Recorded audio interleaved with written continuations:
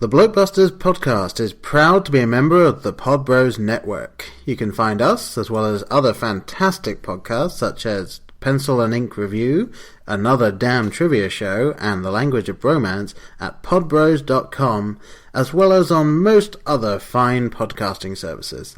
Now sit back, relax, and prepare to share and enjoy the Blokebusters podcast.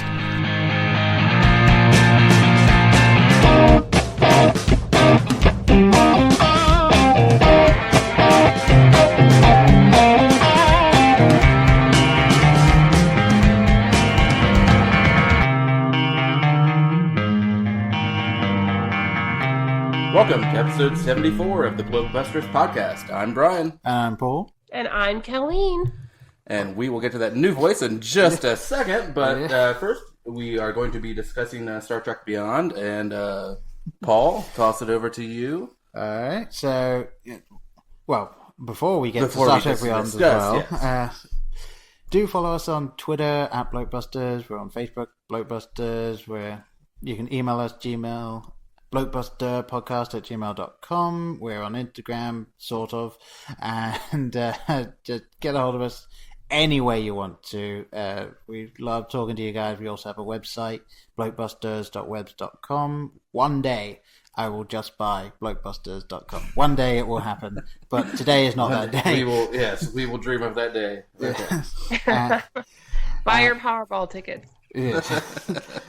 And so, Star Trek Beyond, as you mentioned, directed by Justin Lin, mostly known for Fast and Furious fame. A budget of $185 million. That is the reported production budget. I have no idea if that would be more in advertising or not. Probably. And as of 8 days in the cinema, a box office of $128,729,857 US worldwide. So, not doing too bad after a week in the cinemas. And I'm sure it will make its money back, and I'm sure on DVD as well it'll do well on the back end.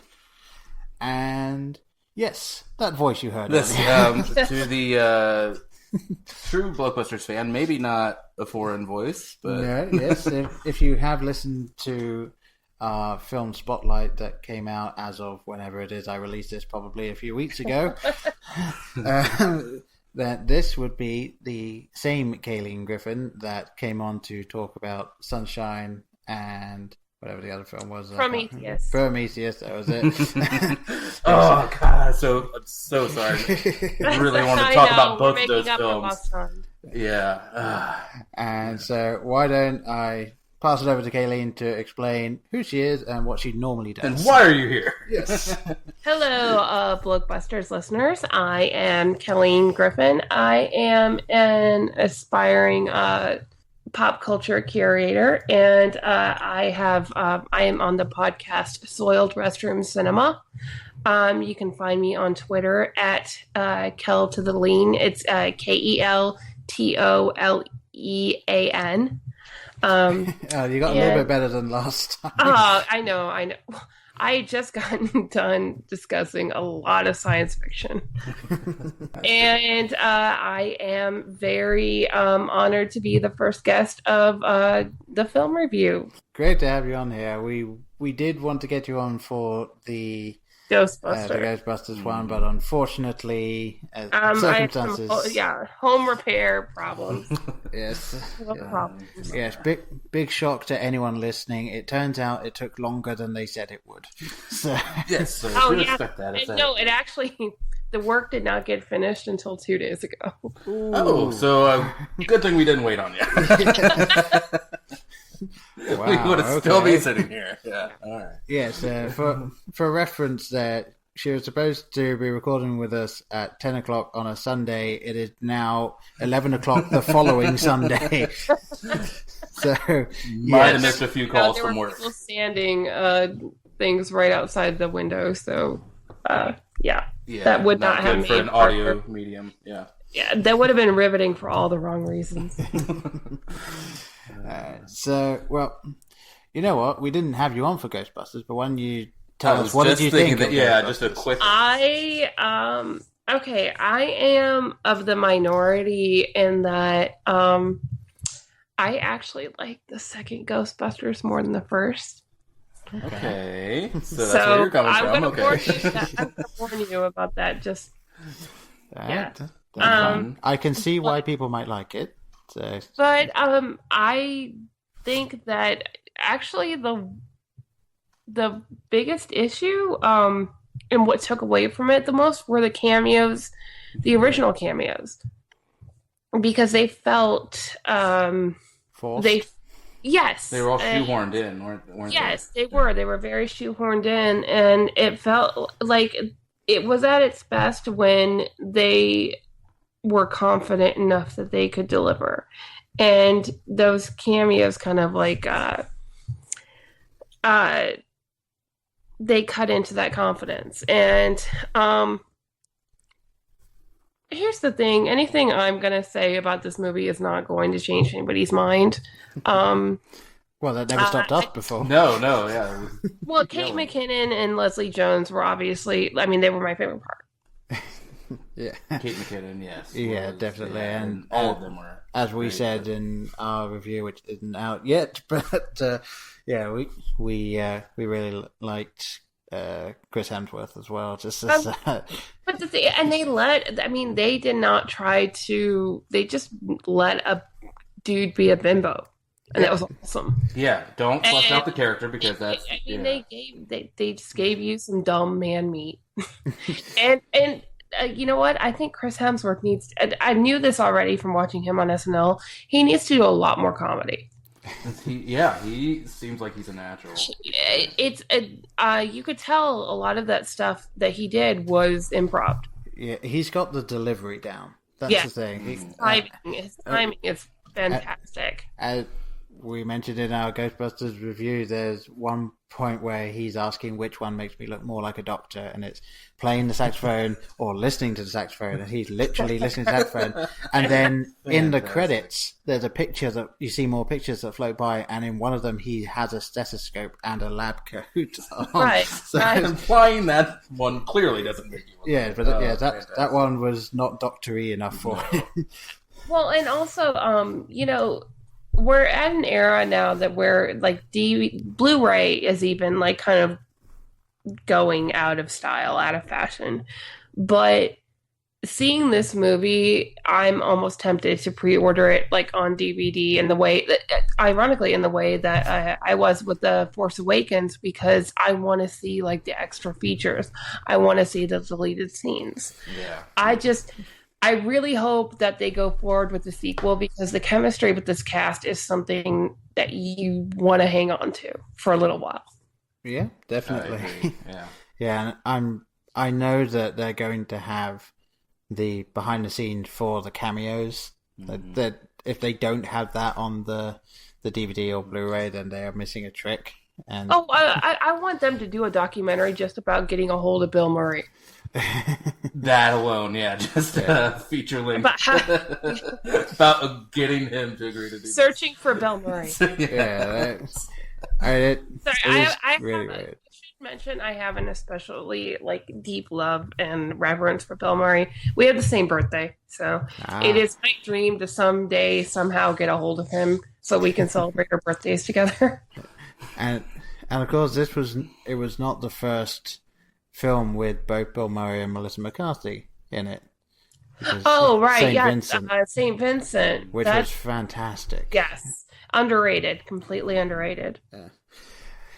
So basically, it seems as though you enjoyed Ghostbusters and then just had a few problems with it. Such as obviously, it's not a perfect movie. It wasn't going to be a perfect movie, but I kind of wish that, there hadn't been so much. I mean, and I think we can all agree as sane and relatively mature adults that any of the criticism before any footage had even been released was unfair. But I feel like nobody's ever, unless it's a generation later or children are not going to be able to watch this movie without having some sort of bias because of all the hype or all the negativity about it. I was surprised about it does seem like it's appropriate for especially like preteens. Yeah. That was a nice surprise. Well, one thing that I said is I never really felt that the ghosts were in the least bit terrifying or like really posed too much of a threat as opposed to. But I think that was on purpose. Yeah, I think they wanted to make it as accessible as possible, possibly because of the outcry. They wanted it to be, well, no, look, everyone go see it. Everyone will be fine with it. Well, and if anything, it just gives us more ecto cooler again. So. Oh, yeah. Please, yeah. I still have yet to have some of that. I know. I can't. That's on my to-do list for this week. Yeah. Excuse me. Yeah. I'm just choking on my ecto cooler at the moment. Yeah, and he won't let me have any of it. No, I won't. I won't even give you a sip. Just before we move on as well, there was one podcast I was listening to where they brought up something that I'm surprised I didn't notice, where they're looking on YouTube and they're like, look at the comments already, and it's like, ain't no way no woman's going to bust no ghosts, and it was just it was just missing a look directly into camera. Just almost, I think they possibly filmed that later into the production. And good for them, honestly. And also, actually, speaking of like references in the movie, and this is something a lot of people have said, and I have a huge issue with it as well. The Papa John's pizza. You're in New York and you're going to eat Papa John's. Yep. Really? Well, the best pizza in New York. Maybe New York Papa John's is better than everyone. Maybe else. they're extra special ingredients. It's like when Donald Trump ate his New York pizza with a fork. Well, that's just Donald Trump. There's no explanation for him. Well, Papa John's. I thought he constantly wore a piece of pizza on his head. Yeah. Okay, so moving on. Yes, so the actual film we're reviewing, Star Trek Beyond. Just to go into cast list quick, because we did cover this before, I think, with the previous Star Trek one we reviewed. Chris Pine again as James T. Kirk, Zachary Quinto as this version of Spock. Oddly, Leonard Nimoy passed away during pre-production, so he was only in it as a photo cameo as Prime Spock. An iPad bio. Yeah. Well, they had tried to arrange for him to be in the film, and unfortunately, that didn't happen. And it's weird, actually. When it was in pre-production, I was like, "Well, they need to hurry up and do it because Leonard Nimoy's not getting any younger." Yeah. Mm-hmm. Yep, and it's definitely still the case now. So yes, so that's a shame. And yet William Shatner's phone is still not ringing. Nope. I kind of expected him to cameo in it at some point somehow. Oh, even just a voice. So like a Priceline commercial in the background. Yeah. You see him talking to someone. Just him and Kaylee Cuoco talking about or however you pronounce that bloody last name. Willing to work with him. There's Carl Urban is Bones McCoy, and Zoe Saldana was Nyota Uhura. Simon Pegg, as well as being the main writer on the film, was Montgomery Scott. John Cho was Hibao Sulu. The late Anton Yelchin as Pavel Chekhov, and Idris Elba, the only other name I wrote down aside from that main cast there, as Krall, or spoiler, again, this is a spoiler cast, we will be talking we always need to film. Mention that before the spoiler. Yes. Yeah, I think it is the first time we've ever done so. Captain Balthazar Edison, otherwise known as the person you only hear about when they're revealing that it is Krall, so... They revealed that he's basically like a Trump voter. Yes. What was happening? Oh, and I'm really sad you didn't mention Detroit. No, I'll explain that further when we get to that point. Yeah. But yes. Okay. And yes, of course. I would be remiss to not mention Deep Roy. Deep Roy, thank you. Yes. And what's the character name? I didn't write that one down. It is. Keenser? Am I saying that? Keenser? Probably. Yeah, I didn't know. That's why I just hesitated. I didn't know if I was saying it. He's the sneezing dude. Jayla. Who played Jayla? Jayla. Oh, yeah. I should have written that one down. Sophia Boutella. All right. I am very, very embarrassed about this. Just before, like, basically up until I went to see the movie, I thought it was Jessica Chastain. Oh. Because they only showed her in the makeup and then that voice. And I'm sorry, it sounded... I could see that, yeah. Go back and watch the preview. Mm-hmm. It sounds exactly like Jessica Chastain. And I even looked at them, like, obviously, she's Latina, but if you look at their facial features, they're very similar. Those of you who don't know this actress, she played the villain with, like, the... Oscar Pistorius legs in Kingsman. Yes. Fantastic part of that. Yeah, and I felt bad. I was like, oh, she's a badass. But I mean, I was like, oh, Jessica Chastain's in this movie. Well, it seems as though then she's well suited for the athletic type thing. Maybe she was an acrobat or something before she came into acting. She was both that. The more I look at her than face, I'm really with you there. It does look like the mouth and the eyes, yeah. Mm-hmm. Yeah, well, and like Sophia Boutella, if you listen to her voice where she goes, "I know why you're here. I know where we are all here," like it sounds exactly like Jessica Chastain. Well. All right. Now I want to see this role. Yes, but I'll see it again at some point. But, yeah. All right. So, where should we start with this one then? Obviously, we have covered that Leonard Nimoy will no longer be in it, and of course, in the future, they're going to have an off-screen death for Anton Yelchin's character. But so kind of the somberness out the way, I think. This movie basically served as like an apology tour for Into Darkness. I guess. Apology. Yeah. I'll get back to whether that was accepted or not. Yeah. Well, hey, I accepted it.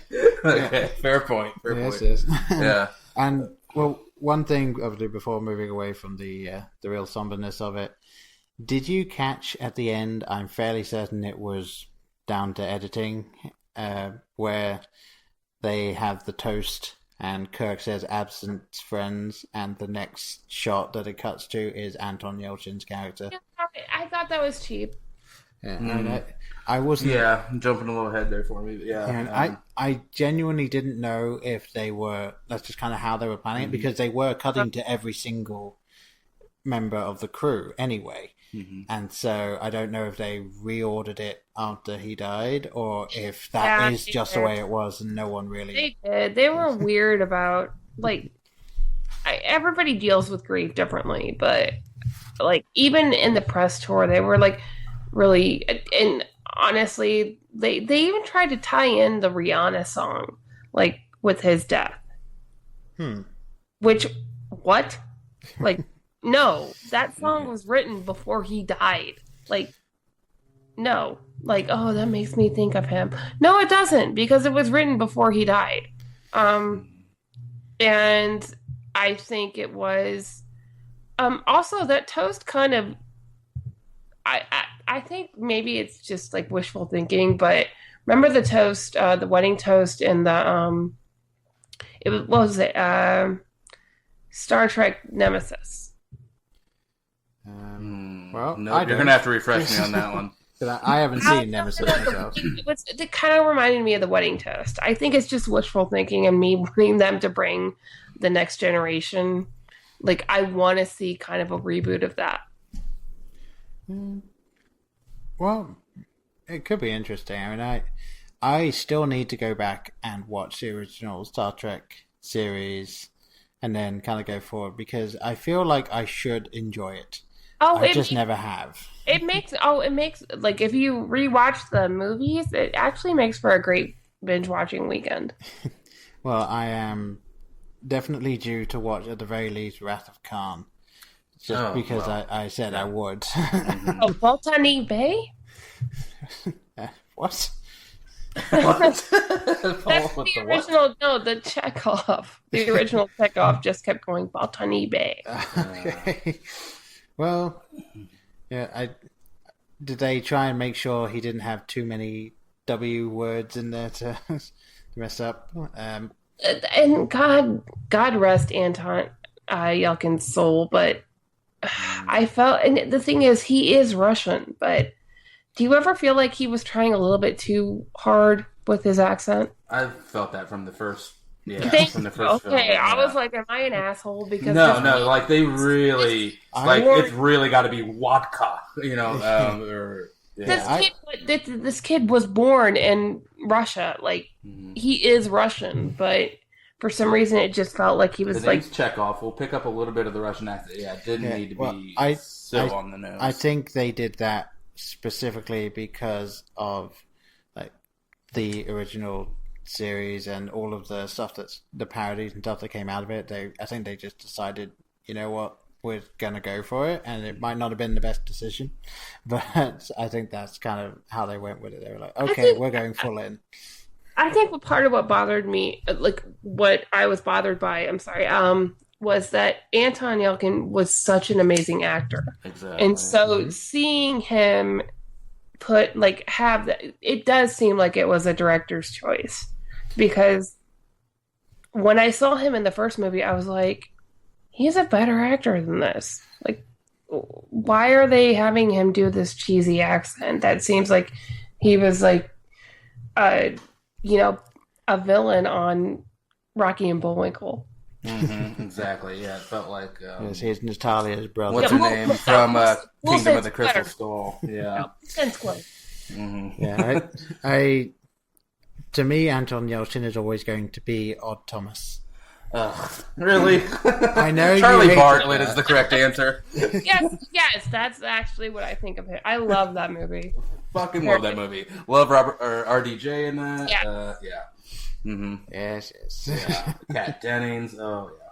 Yeah. So basically, we're gonna spend this whole movie about movies that we like more. And that's the thing. This movie isn't bad. It's not great. Here. Kind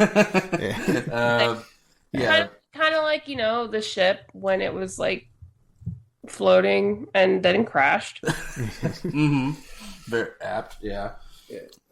I wanted to kind of just bring up the director, Justin Lin. Now, Paul, how early or how long ago did you know that he was attached to this, and then what concerns were attached with finding that out? I heard about it, I think, when they announced that he was going to be attached to it, and then they also had the trailer that came out that I don't know how much I was influenced by knowing who he was, but the first trailer that came out felt like I was watching Fast and Furious in space a little bit. It was not. So that was so would that be to assume that is not what you wanted for this franchise to go in that direction, or you? To be honest, I didn't have any real feeling one way or the other, because obviously when they sort of rebooted, as it were, the franchise, they could then do whatever they wanted. And so I was willing to go with it as long as it was done well. Like, so if they ended up doing something where they ended up having to have some sort of they're racing to get back somewhere, which they technically are at the end of the film, and like that, as long as the reasoning behind it is well done and the characters were still fleshed out and all that, like, you know what, I'm okay with it. And I didn't feel like it didn't feel too much like a Fast and Furious film to me when I was watching it. So I think he was able to depart from his formula for the most part while making this. So I was actually he made sure to get enough lens flares in there, so yeah, it still felt like a J.J. Abrams film. Well, and he actually managed to get two things in that J.J. Abrams is very fond of. He had the lens flare and he had Greg Grunberg. So there you go. And now we know. None of us are going to complain about that. Yeah, and now we know what Kirk's stepdad does for a living. Right. Because, just in case anyone else doesn't remember, he is the voice of Kirk's stepdad in the first film. Well, and I feel like that whole first trailer was crafted around that scene.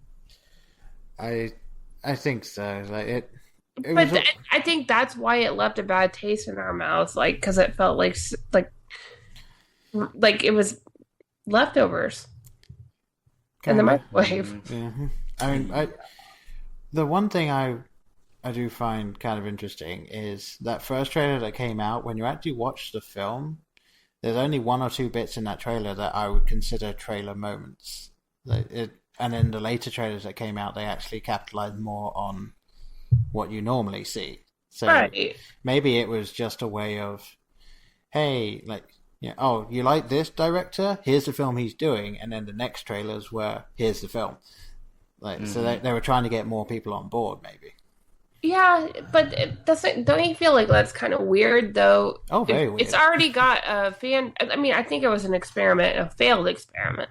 Like, you've already got a fan base. You already know what kind of tone you're expecting. Like, okay, you want people to forget. Maybe they were recalling to the first film to make people forget about the second one. Maybe. I mean, didn't work. Not for me. I know. Well, it's just you don't waste Benedict Cumberbatch's time like that. No. That was not a good year for him. no. I mean, I still liked seeing him on screen, but it wasn't a great year. Yeah, it's still the best. Like the Julian Assange one film he did, wasn't that the same year? I think that was the following year. Is that Okay. the same year as Imitation Game then? That's the next year? Not the Imitation Game, it was... No, I'm saying was that the... Yeah. I think Imitation Game was the same year, and then he did the Snowden one. Yeah, well, how bad is it, though, that I didn't remember the Imitation Game, but I remembered the crap. Crap he did. So yeah, Imitation Game was a year after Into Darkness. Yeah. Um, And Into Darkness is it? As time goes, it's very apt. You know what? I think, in hindsight, JJ's heart and mind were not in that film for good reason. Yeah. He was already planning, to, like, bring our hearts and minds back to Star Wars. Yep. I think, yeah. And you know what? I'm okay with that. With the product I got on the other end of that, I'm okay. Yeah. With that. Yeah. It actually makes me feel like I am more forgiving about Into Darkness because of The Force Awakens. Yeah, it's better to That have... totally makes sense to me, yeah. Better to have sort of a mediocre second Star Trek film and a great first new Star Wars film. And this is where you start getting into the tongue twister. You better make sure you get the last word right. It's the crossing of the nerd lines and everything about nerd wars between Star Trek and Wars. Yeah. And isn't that a Futurama joke at one point that you've got the Star Trek versus Star Wars somewhere? Yes. And did anyone else notice at the beginning when you had the first captain's log when he's saying that everything is starting to feel a little episodic? Oh no! This whole movie feels like a season finale on a big budget. Mm-hmm. Yeah, the attempts there. Yeah. And then, jumping ahead to that photo at the end. I know we're getting way ahead, but yeah. It's what we do. Yeah, whatever. We're all over the place. Yeah. We already gave the spoiler alert. It's a free for all now. Yeah. Alright, so, well, you've got your notes right there. Where do you want to kind of... So, I kind of brought up Justin Lin just because, I obviously did have concerns going into this with, I'm not a Trekkie by any imaginings of that word, but I do know what the film, or what the show was, a discussion of philosophy and, the different races and, not as action heavy. And I know that's tough to translate to a big screen where you have to have action in a summer blockbuster. But it doesn't work to have a lot of conversations. I'm sorry, real quick. Go You know ahead. what's ironic about that? You're talking about like, the philosophy and everything.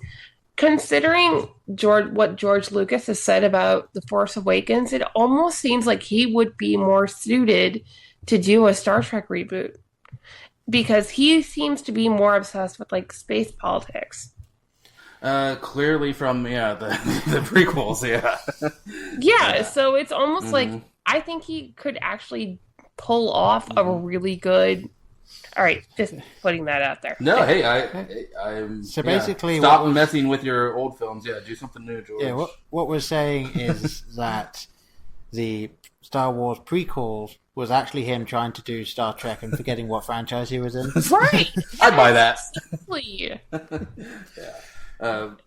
So yeah, where I was leading to with that is that being said, after seeing the finished product, I sort of felt like even though the large scale special effects I thought looked beautiful, obviously the money was well spent there, but the action or the fighting sequences I felt were very vanilla. I don't know. They were. I just was not into them. I felt zero stakes in them. They all felt just overly choreographed, and I was just tuned out for the most of those. Well, there were only 2 real fights, and the main action sequence, I would say, was just Chris Pine driving around on a motorcycle.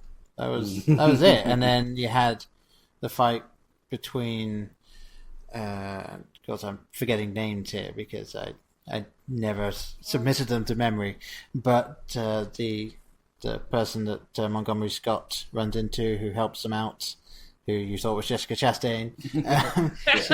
Jayla. Jayla, there you go. So she's fighting with one of the henchmen. Not J-Lo, not J-Law. Yeah, Jayla. yes. Jayla. She's sort of in the middle there. So she fights with one of the henchmen, and then there's the fight scene at the end with Idris Elba and Chris Pine characters. Kirk. Yeah. And then the rest is just they're being shot at. And maybe there's a bit of a Yeah, but tussle it's- in So what there. did you think of the action? Yeah. Yeah. Honestly, it is lame and mediocre, but isn't that kind of true to the series? Yeah. It definitely is. Really I is. suppose, Like, yeah. The original series is basically them getting shot at and like the pew pew pew, But- and Yeah, because that was relatively easy to do than choreograph the obviously choreographed fight scenes in that show. and that's what the thing is. Like in the original series, like those fight scenes were very obviously choreographed. Yeah. And I wonder, I mean, okay, maybe I'm being an apologist or being forgiving, but it's not as, okay, this whole movie is not as bad as I thought it was going to be. And I just think that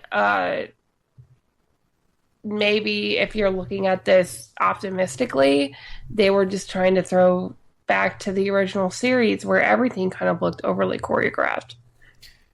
I mean, I can go with that. There were shit fight scenes. Right. Okay. Yeah. But the only problem when it comes to that, it obviously it's a new director trying to pay homage to a show I'm sure that they grew up watching. But this franchise has done a lot to try and make you realize that it is not the previous series. It is entirely new. It's trying to distance itself from that a bit, and then to have part of a film be like, hey, this is like the old days. It's a bit out of place. The Bit whole like movie- Ghostbusters. Yeah, the whole movie was like one step forward and 3 steps back. Yeah, it's a little... Yeah, I mean, Off. I never thought I would have this critique, like my concerns for Justin Lin, and then the afterthought being, well, I wish it was a little more Justin Lin-y. I wish Well, it was yeah, actually, a little more. that's true. You It's know? like he was too concerned with getting in all the lens flares he needed to get in. But if you make that higher, you want him for the absurd, crazy action sequences. Well, right? and also, you have an athletic talent, like the actress who played Jayla, Yeah. and you're not going to utilize that. She was by far my favorite character in it, and I just barely utilized. I felt. Yeah. Well, and you have Idris. God, this franchise is great at using amazing actors to minimal effect. To do nothing. Yeah. Mm-hmm.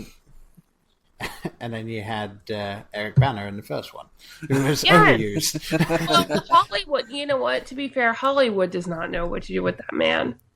No. He's amazing. And Hollywood does not know what to do with him. I thought he was good as Bruce Banner in the original Hulk. Yes. I actually liked it.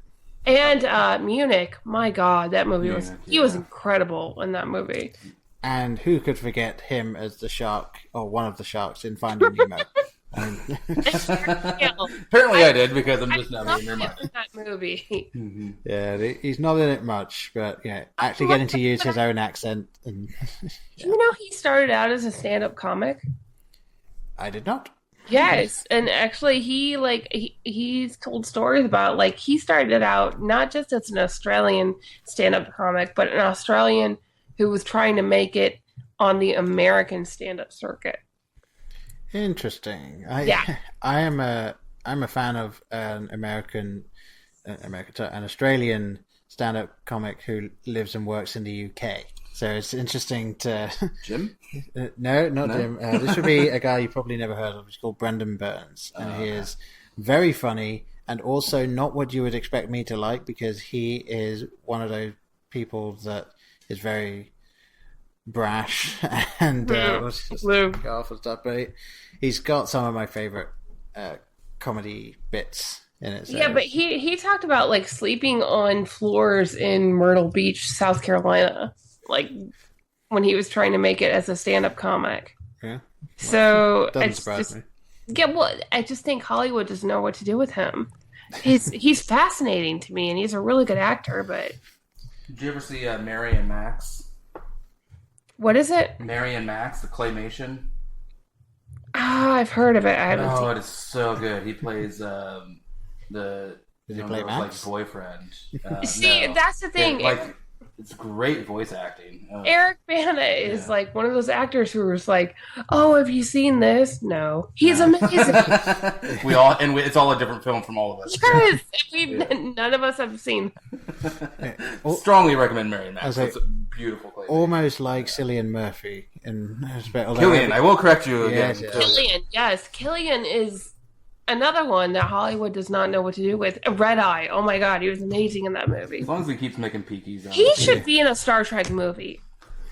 He would be interesting. I think we saw a little bit of the villain. Would you go villain like Scarecrow? Yes. I was actually going to say, I think he'd have done a fantastic Khan as well. Yes! Yes! Mm-hmm. Amazing. I think it was all right, let's reboot Khan. All right. I'm in now. Nothing against Benedict Cumberbatch again. Just if you're going to go with that type of... or he could have been that demon dude who didn't Khan say he was kind of engineered? Sort of. His race were experimented on themselves to make themselves the pinnacle. Killian could be the dude who that race. Yeah, he could be the doctor that did it. Yeah. That could work. He just wrote a better movie. And maybe while he's doing it, he will explain you will have a bit of a flair for the melodramatic after this, so and then that'll explain what happened to Benedict Cumberbatch. You get a pass then, yeah. You know what? So I think that Benedict was directed into a corner. Oh yeah, I mean, I think what happened in that one, and I love that we are really going on other films and stuff. We prefer to talk about other films than this one. But yeah, I think what happened was the director really liked Sherlock and was like, okay, we want you to be Sherlock, but not too much like Sherlock. Yeah, tone down the Sherlock a little bit. Well, and okay, and this says a lot about this movie is that, okay, it may have been entertaining, but was it all that interesting? Because we just keep talking about the Star Trek lore rather than the movie itself. Because it was, I mean, I just saw it yesterday, and there are scenes I know I don't remember. Yeah, I just... Exactly. Forgettable. Yes, this movie was entertaining, but ultimately forgettable. It was in, just in one ear, or, in two eyeballs out, whatever, you know? Just gone. But let's say, I saw it yesterday as well, and I even I was talking to Brian before we started recording, and It's a lot saying, 2 days ago. As we usually just sit in silence, but yes, we decided to talk this time. we were waiting for the green light for you to speak. And, We're just sitting here looking at walls. You're looking up Wikipedia going, okay, what happened? Yeah, her own fight said, "Calm down over there." Yes, and so we were talking before, and I said, there was a line in this film where it was clearly written by Simon Pegg, and all I got back was a blank stare. At which point I was like, which you're used to my blank stares. When Chris Pine just says to Spock, like, skip to the end.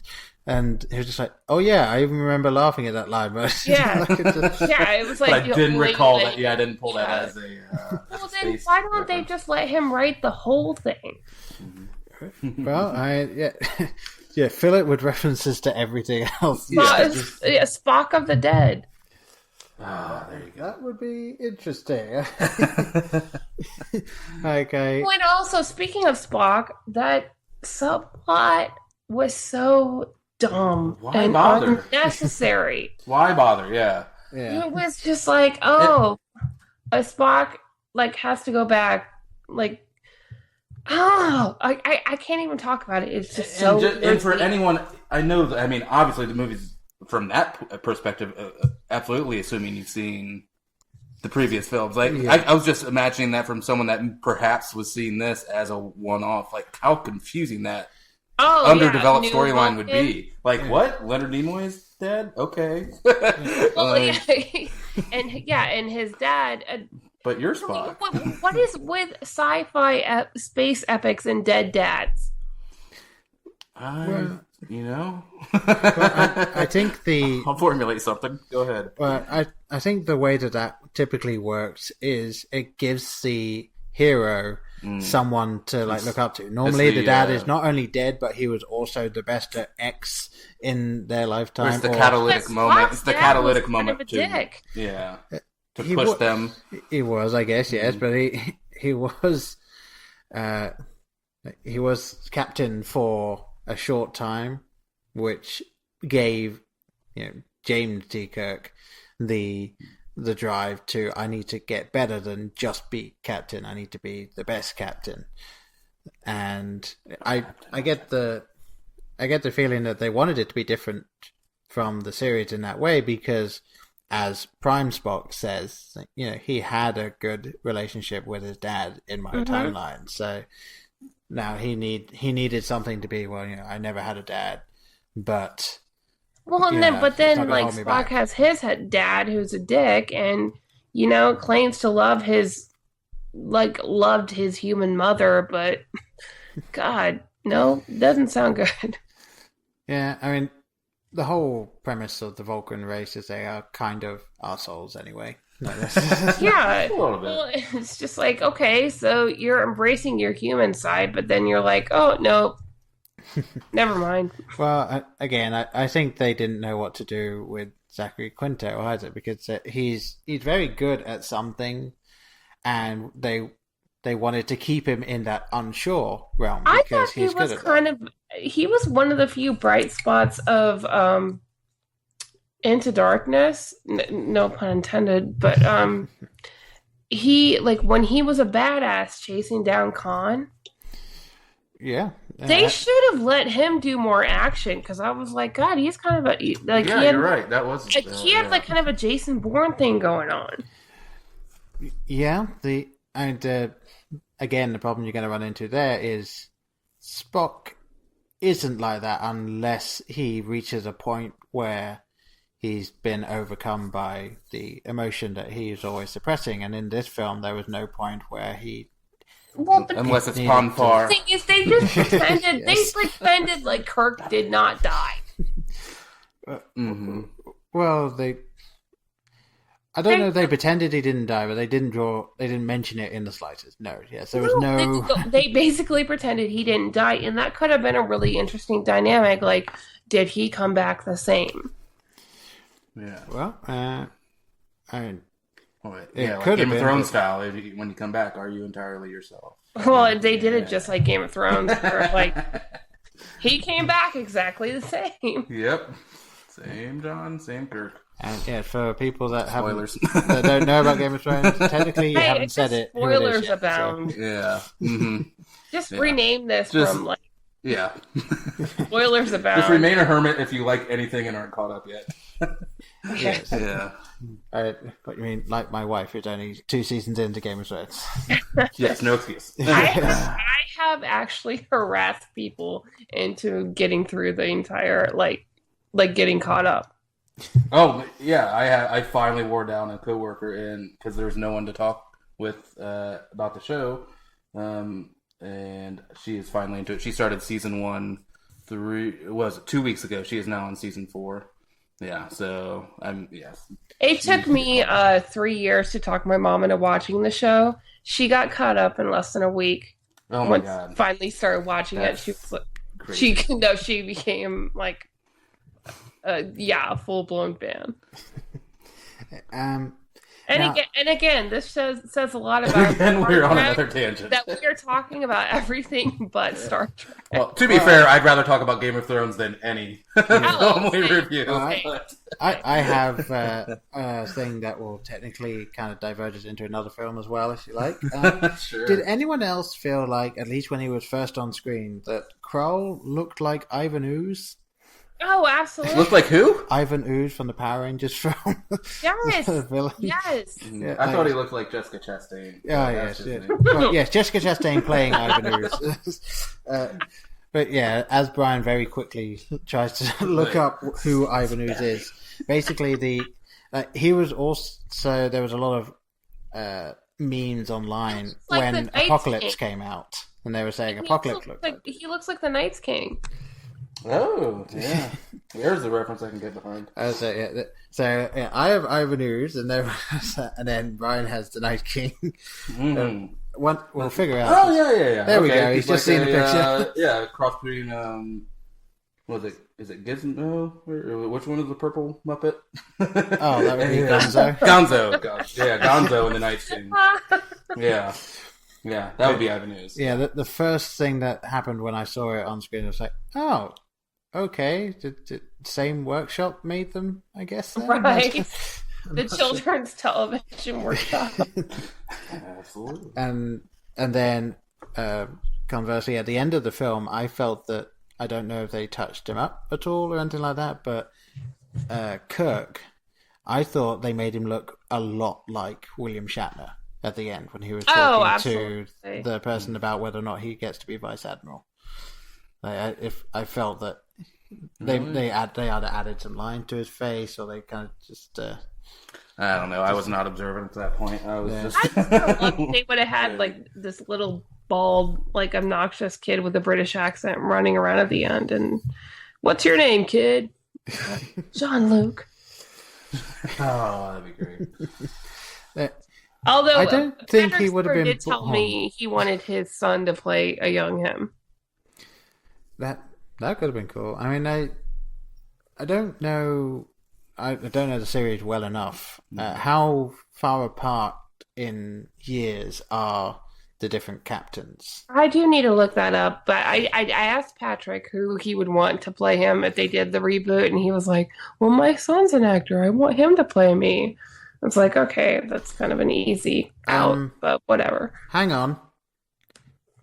Did you just say you asked Patrick Stewart that question? Yeah. You're going to have to rewind here. Yeah, when did you talk to Patrick Stewart? Don't skip the end. Skip to the beginning. You're kind of burying the lead. Yeah, I'll send you the link. There was an Entertainment Weekly Q&A about a year and a half ago. Okay. And he was texting responses from his dressing room on Broadway, and he answered a couple of my questions. So that's cool. That's awesome. and he spelled my name right. I was like so proud. Hooray. One of the responses did get picked up by the Huffington Post because I asked if he would ever do like some sort of buddy movie with Ian McKellen. Whoa. Yeah. And he goes, absolutely. Will you write it? I'm still working on that screenplay, Patrick. I promise. You know, And I asked him who he would want to play the young Picard, and he goes, well, my son, of course. He's an actor. yeah. for whatever reason, I can't think of Patrick Stewart as anything other than his character when he was in Extras, the Ricky Gervais show. Oh, yes. And he's the guy, he writes scripts where he just looks at women and all their clothes fall off. He's just like, and he's just going like, yeah, and they're embarrassed and they try to cover it, but I've seen everything. Actually, you know what? Sometimes I binge watch American Dad, and when he does that laugh, I just try to actually picture like Patrick Stewart doing that laugh in person, where he goes like the I think well, he's got a great laugh, and also Kelsey Grammer is doing Sideshow Bob's laugh, so that's another great one. And I've heard that every single time he goes on the show, they make him redo that laugh, even though he doesn't want to do it, just because of how good he is at doing it. He seems like one of the most accommodating actors in Hollywood. Yeah. So we should probably have to get back to this movie. Okay. Yeah. I think at this point we kind of need to wrap up. I will say one thing I like about this film was them like coming up with a way of destroying the ships, like that. Yes. For what that was fun. But at the same time, I'm so annoyed with this tired sci-fi trope of we find an old ship and somehow get it to work again. Mm-hmm. Yeah. I mean, it is supposed to show that Scott can pretty much make anything work, which he did in the series. It was this is impossible. Give me 5 minutes. But yeah, a ship that's been sitting in that 100 years for that years. You can't leave a car sit in a driveway for 2 years and expect it to run. Yeah. And also, did anybody notice that the ship was called the Franklin, and it was revealed that the captain of that ship just happened to be black? No. Can't say that jumped up to me, but I'm also not 100% sure what it is you're referencing. No, so. Franklin. Okay, they did it on South Park. Token. Ah. Okay. I was like... Okay. Franklin was the one black peanut. Yes. Okay. Oh, I hope that wasn't intentional. Yeah. Something tells me the original ships were probably, especially since it seems that they were definitely from America, the original ships were probably named after presidents. And they just happened to pick that one. Should have renamed it Hamilton. Yes. All right, so I sent you that link to the article where my question was quoted, by the way. And if I remember, I will put that out as well. Yeah. No, it's no problem. All right, so how about we kind of actually get our ratings for it, because obviously it seems as though most people have more nitpicks to this than things they liked. It's 89% on Rotten Tomatoes right now. Really? I mean, I can kind of see that just based on the sorts of people that would have gone to see this aren't necessarily the type of people that were going expecting a fantastic Star Trek film. They were just expecting punters. Yeah, they were expecting Star Trek. But are we like grading this in the context of like Star Trek Into Darkness? I'm just going to be grading it based on like what I think and critically as well, because I'll go first. Because I think it was my turn. Sure, I think so. But basically, looking at this from a film critic standpoint, as in like cinematography, editing, stuff like that, there actually wasn't much wrong with the film. There were no like bad continuity points. There weren't any, with the exception of, as we said at the end, the like slightly weird cut to editing during that toast. Whereas it was kind of like, absentee friends, bye-bye, Anton Yelchin. Like, it was just a weird thing. You deserve better. Aside from that, there wasn't much that I could criticize it for, other than everything we've just been talking about, where the characters either didn't have much to do, or were just kind of your everyday characters. Like, all the henchmen, they have names. I looked it up when I was looking up the cast list. I don't know their names. I don't care what their names are. They were henchman number 1 and henchman number 2. Yeah. The blue shirts or the red shirts. Yeah, well, that's the thing. I did like that it wasn't just the red shirt people that got killed this time. There were some blue shirts and stuff in there. So maybe they're getting rid of some of that stigma that they actually did very well in the first film. But yeah, I think that overall I enjoyed sitting down and watching it. Obviously, thinking back on it and reviewing it in my head, it's not a great film at all. But if you're able to just sit down and you're going to watch a space film, then I thought it did all right. I'm probably going to land maybe like a -3-ish, maybe -3.5. Really? You quickly want to... Well, quickly, as best you can, go over quickly, how the rating works. Our rating system is you start at 0 for a perfect film because it has 0 flaws, and then you start taking away points as you see fit. So, and it's also not just -1, -2, -3, because then that would just be a 1 to 10 system. We didn't want that. This is all completely subjective. And completely, utterly confusing and needlessly so.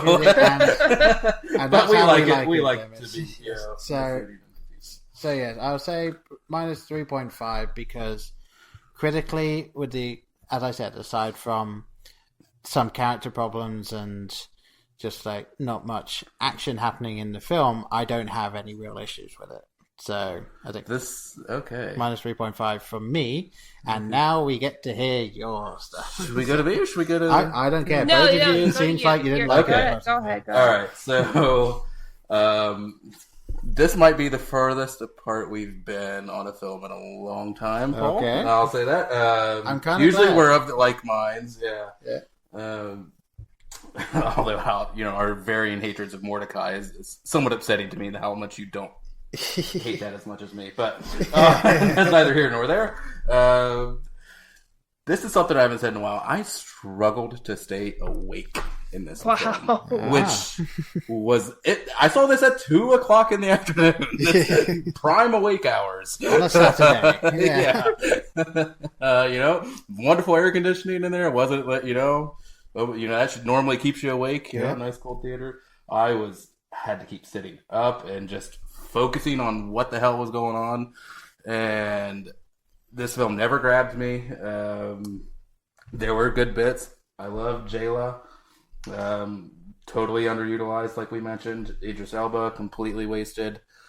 So you have these fantastic actors just not being allowed to perform. I mean, up to what they're capable of doing. Like I said, the action was very vanilla for me. Although, like I mentioned, the effects I thought looked great. Visually, really visually, good. I mean, you can't fault. This was not the apology letter I wanted from Right. Darkness.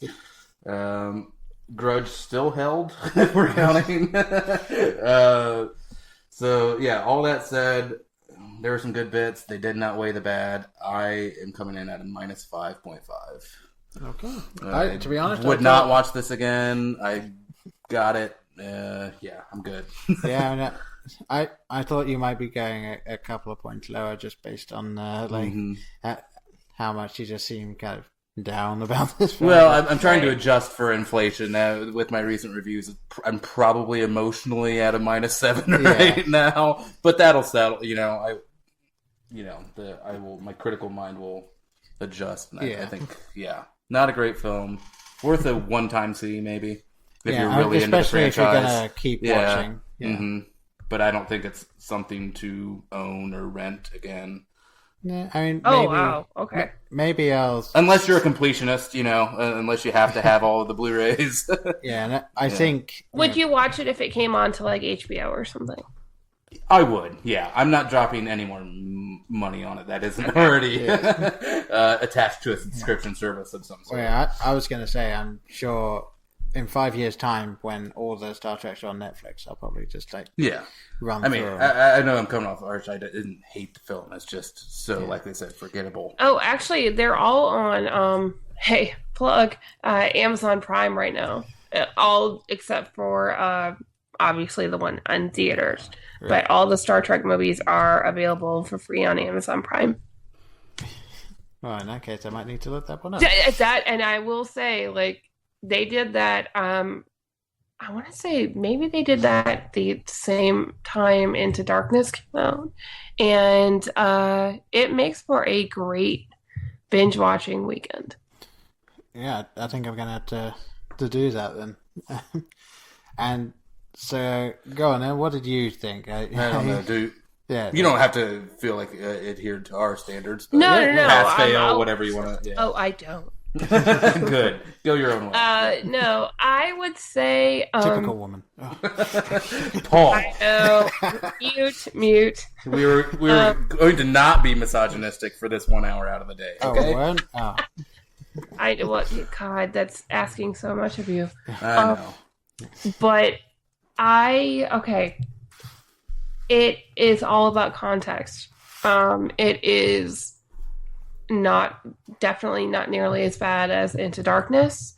It's not really fair to completely compare it to the first reboot, the Star Trek reboot, because it was just such it felt fresh but familiar. Again, it was okay, but there's nothing especially memorable about it. And why do they keep having all these great big name actors on there and completely waste their talent? Whereas, the actress who played Jayla, it was a great showcase for her.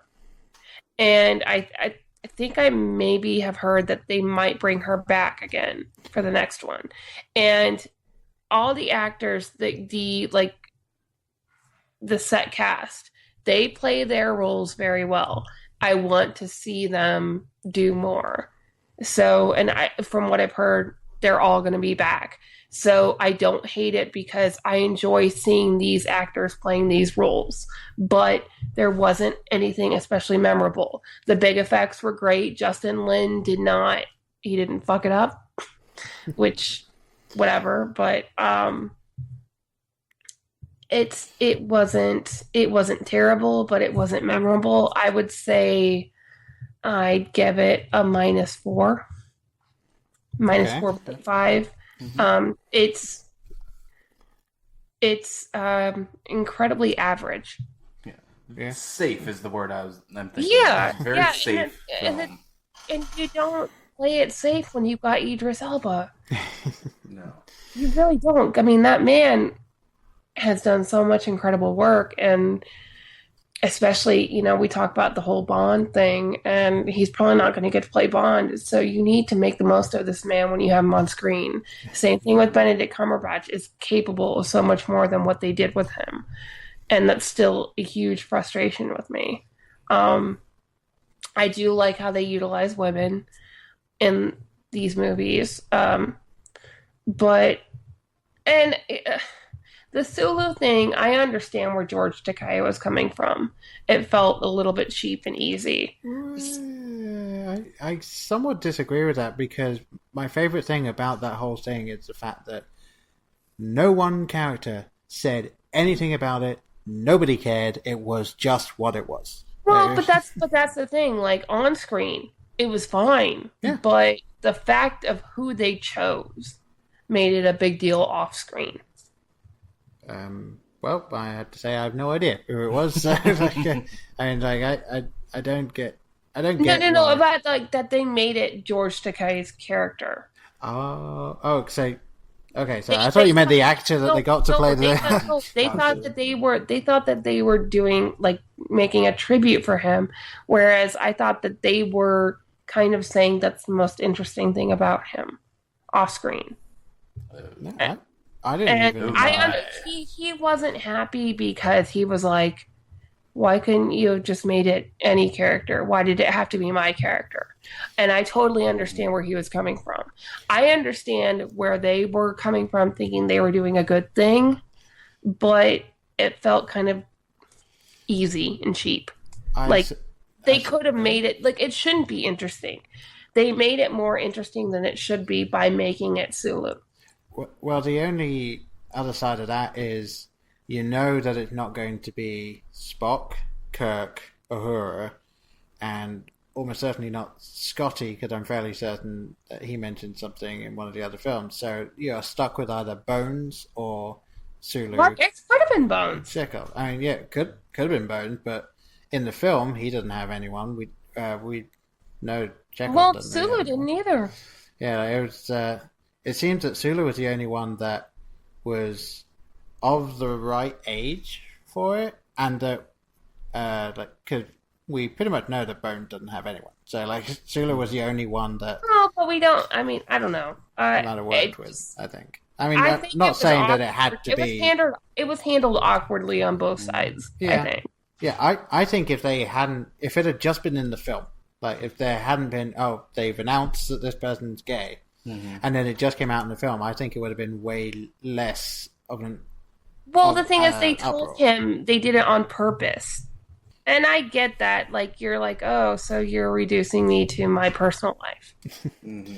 My character is to me as a person. Like where I understand if you, especially like if he played that character closeted, he would be like, no, I played a character because I'm an actor. Yeah, I can see both sides of it. I understand. I think they had the best intentions, but I feel like it was. And he said he tried to tell them, I don't think this is the way to go about it. And I understand why he told them that. And he didn't seem like he was ungrateful. He just seemed like, really, this is how you're gonna do this. He's an actor. He's not a gay actor. He's an actor. Yeah. And I feel like they were reducing him to his sexuality that's what that community has fought so long for, is to not just be reduced to this one aspect of their life. Right, and I feel, so I understand why he was upset. Yeah.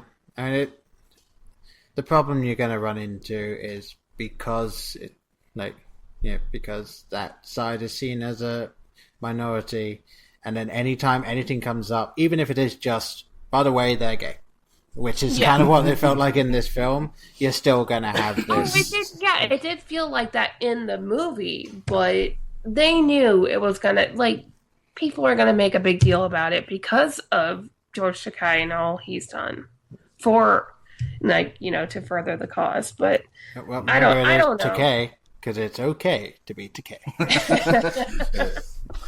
We're Takei. I think that is a great place to end. He's super interesting. But I don't know. It felt aggressively average. This movie, yeah, I can get behind that. I mean, I enjoyed the visual feast, and as I said, I didn't have as many critical faults with it other than what we covered, so that's why mine was a little higher than obviously Brian's was. But I think this has been kind of fun. We've kind of covered all three different areas here. Obviously, none of us absolutely loved it or absolutely hated it, but we kind of covered the gambit, as it were. Yeah, you know what? It brings about a lot of different conversations. So I guess a lot of them not Star Trek. But in that way, it is successful because it's interesting enough. Like even if we don't spend the time talking about Star Trek, we're still talking about it. Yeah. We still care. We still care about enough about the movie to even talk about it. So yeah, I guess in that way, it's a success. Indeed. Well, that was obviously Star Trek Beyond, and thank you, Kealeen, for going on helping us out with this. Thank you so much for being our first guest. Thank you. I hope it wasn't. I hope it was better than the movie. I think it was. I think I can, safely say that. Well, if you want to get a hold of us to talk about anything we said or anything at all, period, obviously you can get a hold of myself and Brian at Blokebusters on Twitter or Blokebusters on Facebook. Email us blokebusterpodcast@gmail.com. Get all of us on Instagram, I guess. I don't actually know how that works, but you can try that. If you insist. Yeah. And Kealeen, if they want to get a hold of you again, what is it? Again, it's Kel to the Lean. It's at KELTOLEAN on Twitter. And basically, if you find me there, you can find me anywhere else because I have a crazy Irish name. Yes, and and just in case you were typing in as she was saying it, there is a "the" between the two and the lean. She just forgot to spell it out. Sorry. She assumes you do know how to spell "the." Yes. So yeah, again, thank you for coming on. It's been Thank great. you for having me. Yeah, we're gonna do more guests and more of this particular guest too. Maybe you'll be our second guest ever. Absolutely. Yeah, we can do Suicide Squad if it ever comes out. Yeah. Well, I mean, I know that's coming out in a week or so. I know, but it doesn't feel like we've been waiting for this movie to come out for 6 months. Like why? Yes. The longest promotional tour in history. Yeah. All right. Well, we'll see you guys at some point. I don't know when this is coming out. I don't know when the next one's coming out. So we will see you whenever. Yes, fair enough. All right. Bye, folks. Bye. Bye.